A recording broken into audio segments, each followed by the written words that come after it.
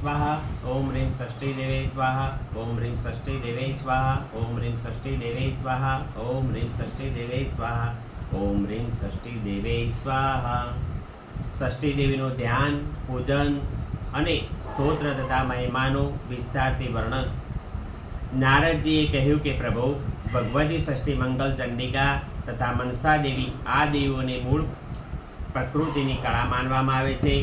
હવે હું તેમના પ્રાગટ્યનો પ્રસંગ તત્વ સાથે સાંભળવા ઈચ્છું છું। ભગવાન નારાયણ કહે છે, મુનિ, મૂળ પ્રકૃતિના છઠ્ઠા અંશમાંથી પ્રગટ થતા હોય તે ષષ્ઠી દેવી કહેવામાં આવે છે। બાળકોના તેઓ અધિષ્ઠાત્રી છે। તેઓ વિષ્ણુ, માયા અને બાલદા પણ કહેવામાં આવે છે। માતૃકાઓમાં તેઓ દેવસેના નામથી પ્રસિદ્ધ છે। ઉત્તમ વ્રતનું પાલન કરનારા આ સાધ્વી દેવીને કાર્તિક સ્વામીના પત્ની બનવાનું સૌભાગ્ય પ્રાપ્ત થયેલ છે। કાર્તિક સ્વામી પોતાના પ્રાણથી પણ તેમને વધારે પ્રેમ કરે છે। બાળકોને દીર્ઘાયુ કરવા, તેમનું ભરણપોષણ કરવું, તેમનું રક્ષણ કરવું તે તેમનો સ્વાભાવિક ગુણ છે। આ સિદ્ધ યોગીની દેવી પોતાના યોગ પ્રભાવથી બાળકો પાસે હંમેશા બિરાજે છે। બ્રહ્મન તેમની પૂજા વિધિ સાથે શ્રેષ્ઠ ઇતિહાસ પણ તમે સાંભળો। પુત્ર પ્રદાન કરાવનારા આ પરમ સુખદાયી ઉપાખ્યાન ધર્મદેવના મુખેથી મેં સાંભળ્યું છે। પ્રિયવત નામના એક રાજા હતા। તેમના પિતાનું નામ સ્વયંભવ મનુ હતું। પ્રિયવત યોગી હોવાથી લગ્ન કરવા ઈચ્છતા ન હતા। તપસ્યામાં તેમને વિશેષ રુચિ હતી, પરંતુ બ્રહ્માજીની આજ્ઞા તથા પિતા તરફથી થયેલા સત્પ્રયત્નના પ્રભાવથી તેમણે લગ્ન કર્યું। મુનિ, લગ્ન પછી દીર્ઘકાળ સુધી તેમના ત્યાં સંતાન ન થયું ત્યારે કશ્યપ મુનિએ તેમની પાસે પુત્રેષ્ઠ યજ્ઞ કરાવ્યો। રાજાના પત્નીનું નામ માલિની હતું। મુનિએ તેમને ચરુ એટલે ખીર આપ્યો। ખીર ભક્ષણ કર્યા પછી માલિની રાણી ગર્ભવતી થયો। તેમને યથા સમયે સોના જેવી કાંતિવાળો એક પુત્રને તેમને જન્મ આપ્યો, પરંતુ તે પુત્રના બધા જ અંગો મૃતપાય હતા। તેની આંખો ઉલટી થઈ ગઈ હતી। તેને જોઈને પરિવારની બધી સ્ત્રીઓ રડવા લાગી। પુત્રની હાલત જોઈને માતાની મૂર્છા આવી ગઈ। હે મુનિ, પ્રિયવ્રત તે મૃત બાળકને લઈને સ્મશાનમાં ગયા। તે એકાંતમાં પુત્રને છાતી લગાડીને આંખોમાંથી અશ્રુધારા વરસાવા लाग्યા।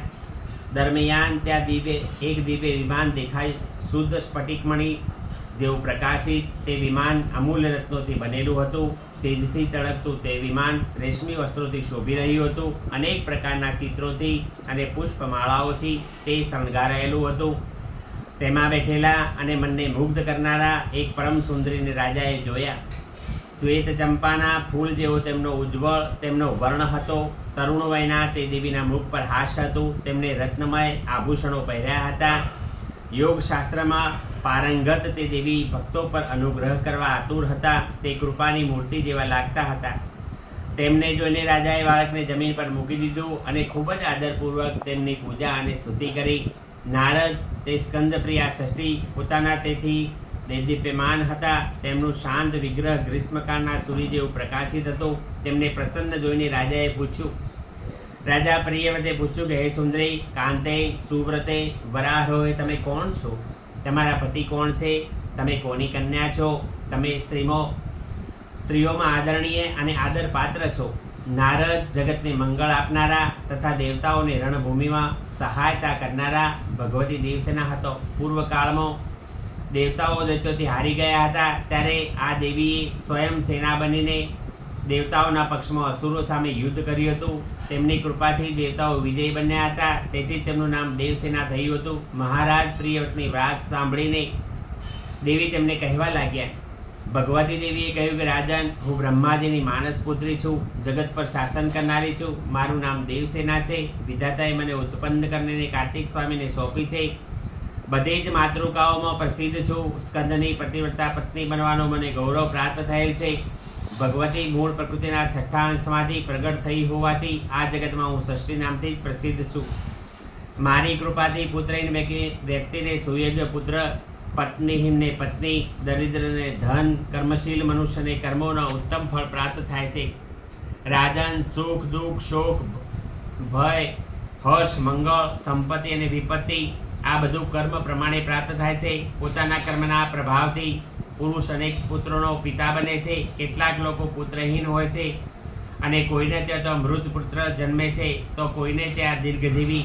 આ બધું કર્મનું જ ફળ છે।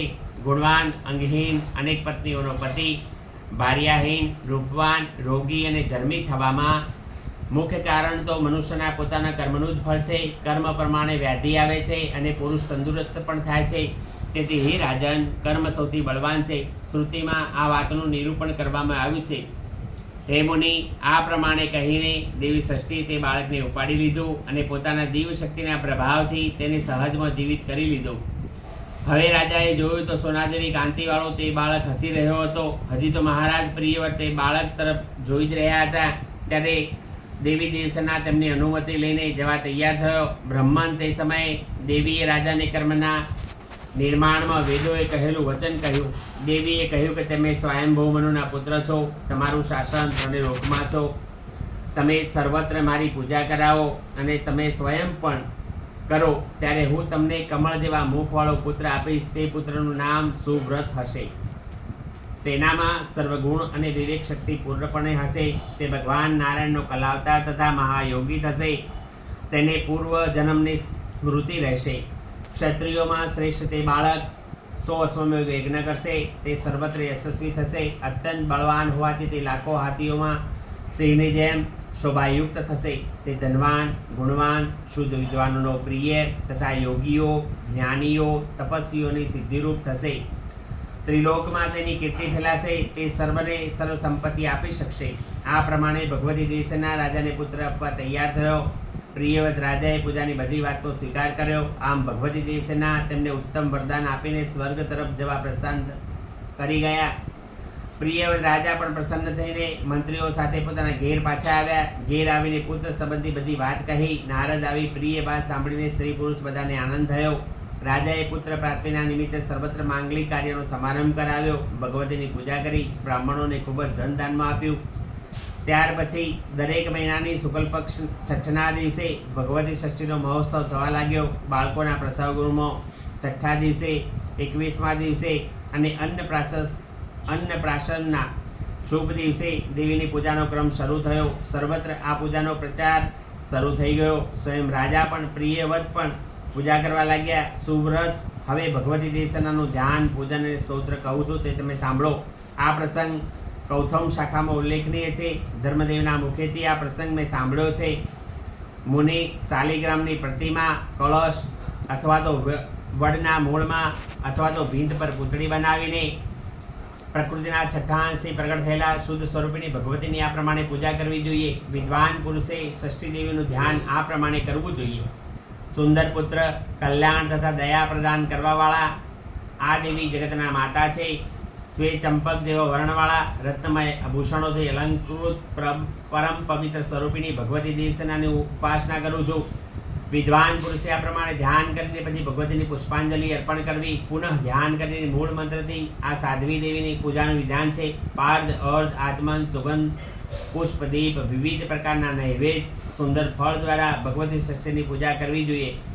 ઉપચારો અર્પણ કરતો પહેલો ઓમ રીમ ષષ્ઠી દેવી સ્વાહા, ઓમ રીમ ષષ્ઠી દેવી સ્વાહા, ઓમ રીમ ષષ્ઠી દેવી સ્વાહા, ઓમ રીમ ષષ્ઠી દેવી સ્વાહા, ઓમ રીમ ષષ્ઠી દેવી સ્વાહા, ઓમ રીમ ષષ્ઠી દેવી સ્વાહા.